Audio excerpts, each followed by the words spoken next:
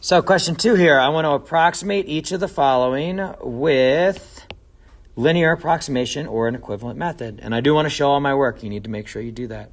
So what are we going to do? We're going to start with the square root of 198, or sorry, square root of 98. Since I've got a square root, I'm definitely going to work with y equals root x. I need to figure out a value near 98 that I can square root easily. You should recognize that as being 100. So that is going to be my x value. My x1 value is going to be 100. So I'm going to go ahead and do a tangent line. Y minus y1 is m times x minus x1, because that's what a linear approximation is. And we're going to plug in an x1 of 100. That's the first step. Next thing I need to do is evaluate the function at x equals 100 to get the y1. So I'll go ahead and do that right here. Y of 100 is root 100, which is 10. So I get y minus 10 is, now all I have to do is find the m. So I'll do that down here, m. What I'm going to do is find y prime. That is 1 over 2 root x. That's a derivative you should know. And then I'm going to find y prime of that x value that we're working with, which is 100. So that gives me 1 over 2 root 100, which is 1 over 2 times a tenth, or 2 times 10, which is 1 over 20. So that becomes my m right there.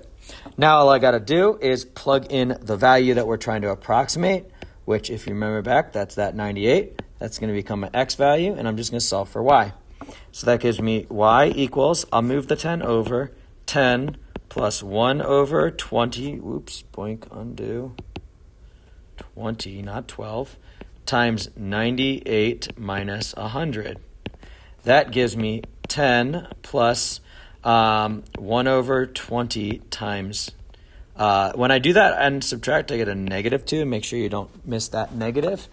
So simplify that. I get 10 minus 1/10 when I cancel the 2 with the 20, which you could leave it like that if it wasn't an easy thing to simplify down to a decimal.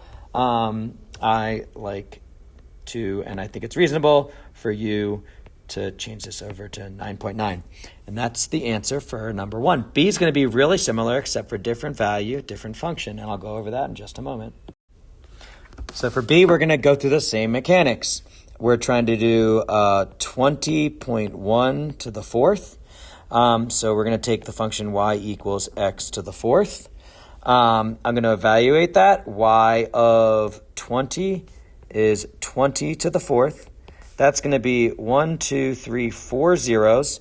And then I'm going to take 2 and raise it to the fourth. So I'll do it with my fingers. 2, 4, 8, 16. So I get a 1, 6.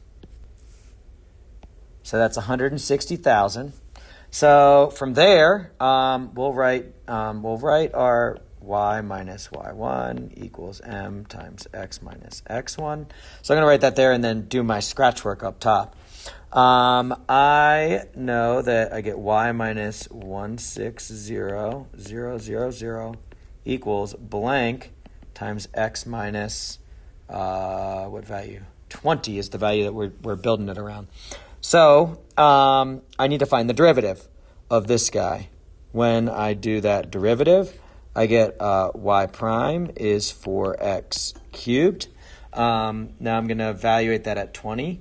So y prime of 20 is 4 times 20 cubed.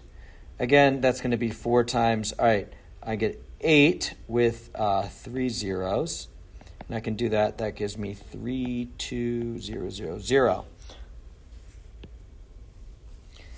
So now I'm going to write that in here, 32,000.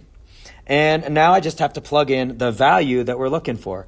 What's that value again? It's the 20.1. So that's going to go in for x.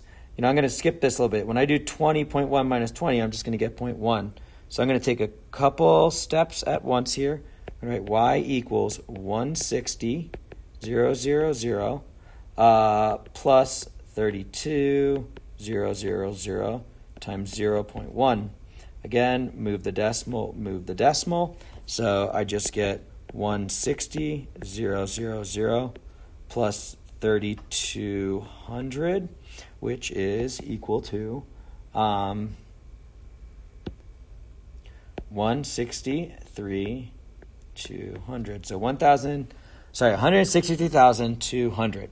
So hopefully that makes sense for both this one, and you can build out these tangent lines and just plug in what you need to know or what value is given to you. See you in the next video. Peace.